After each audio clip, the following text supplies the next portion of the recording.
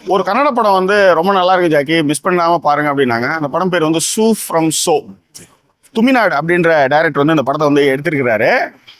பெருசா கன்னட படங்கள் மீது வந்து பெரிய அளவுல ஈர்ப்பு இல்லாட்டாலும் கூட சில படங்கள் சொல்லும் போது நம்மளுக்கு வந்து ரொம்ப ஆர்வத்தை ஏற்படுத்தும். சில படங்கள் வந்து நல்லா சொல்லுவாங்க, ஆனால் போய் பார்க்கும்போது அந்த அளவு எஃபெக்ட் இருக்காது.